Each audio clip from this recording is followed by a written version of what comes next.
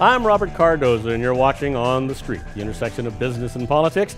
I'm so proud to say that this is the only place that you can get an unbiased analysis of what's going on that affects you personally and your businesses with regard to politics, legislation, what's going on in the business world today.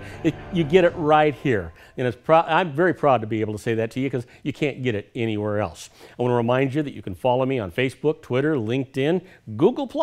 I encourage you to do it, need you to do it. As a matter of fact, I want you to like me, I want you to tweet me, I want you to do all those things.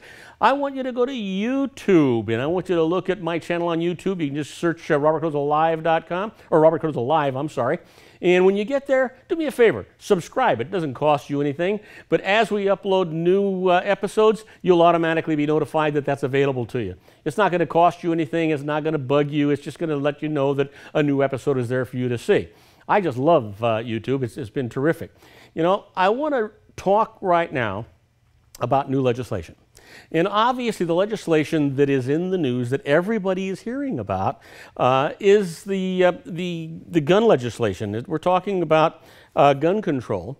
And you know what, I've been back and forth and I've been thinking about a lot of things. You know, there's a part of me that says there is one area that right now 73% of the country agree we need, and that includes members of the NRA.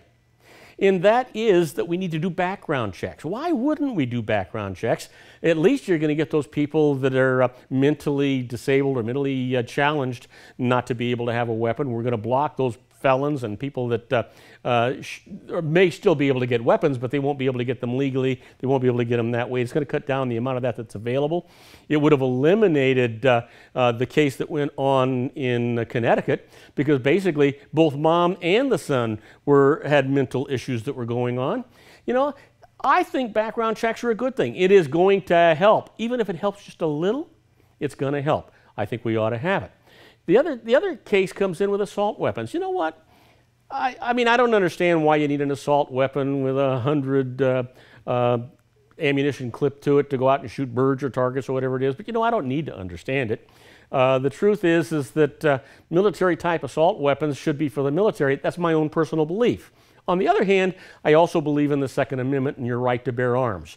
I don't see any reason why you shouldn't be able to have any weapon you want as long as you pass the background check. And I think you should go through some training to prove that you're qualified with that weapon and have it registered to you. I don't have an issue with that. There are hunters out there, if they want to blow the hell out of some poor little Bambi deer, let them go do it. But the truth is, we need to have some controls there. I don't want to see the Second Amendment changed. You know, one of the problems that I have is that every time they start playing around with the amendments, they're talking about rights, your rights. And you allow them to keep chipping away at those rights, one day you're going to turn around and find out you have no rights. I don't think the Constitution should be so easy to be tampered with. Leave it there. It's worked for 200 years. Leave it there, for Pete's sake. It's, you know, the same thing. I had the same problem when we were talking about the Violence Against Women Act. There was a reason that that act was placed into law. Why would you take it out? There's no necessity to take it out. Why would you put a term limit on it? That doesn't make any sense at all. It's just as viable today as it was when it was put into law 2 years ago. Okay, they passed it. So why am I pondering on this? Because I thought it was so ridiculous that we spent the time to work on something that was so obvious when we have greater problems going on in our country here today, bigger issues going on in our country here today. We shouldn't have to be going back to revisit things that already make sense. I'm sitting back and I'm watching the news, and I don't care if you're a Democrat or a Republican or what you are. All I know is that the current administration is having a problem putting key personnel, management personnel, into cabinet posts and supervisory posts, executive posts. Matter of fact, we have 80 vacancies in the courts for judges, and 30 of them have been presented for approval. And we can't get that done. They're being filibustered. They're being delayed. What sense does that make? Now, I understand the Conservative Party, at least for the last 4 years, who knows about the next 4, their only priority was to make sure that President Obama was a one-term president. Well, you know what? You didn't get your wish. Whether you like him or not, he's the president. and you're going to have them for 4 more years. Does that mean that you're going to continue to disregard the needs of over 330 million people because you're upset because Obama won a second term? That doesn't make any doggone sense to me. And do you mean to tell me that you're going to let these guys say we're not going to have judges and we're not going to have somebody who's supervising defense and somebody who's supervising transportation or commerce or national security? What the heck are you guys thinking?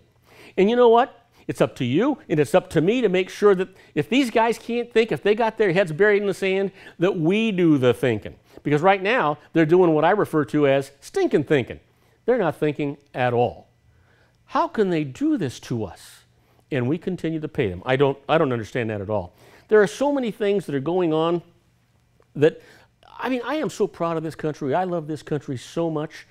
I really believe that whether you voted for John Boehner or you voted for Harry Reid or Mitch McConnell, for any of these people, when you voted for them, for that state, for that district, for that region, they don't just represent that state.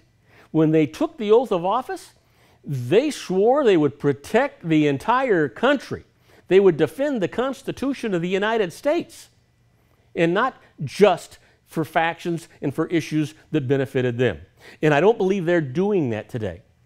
And you hear me continuously encourage you to get on the phone, get on the internet, make your voice be heard. I want to tell you, it doesn't take an awful lot of people to make those phones ring and to get those emails in before they start realizing, hey, I better start paying attention to my boss.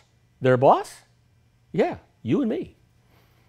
I can't imagine you wanting to be in business and having your secretary control your business. Maybe your schedule, but not your business. You need to make those critical decisions yourself. We sent them there to do our bidding, not theirs. So when it comes to things that are as important as gun control, when it comes to things that are as important as administrative appointments, you know, come on, give me a break. Why aren't they spending their time on the things that are an absolute necessity for us? Why aren't they making the economy better?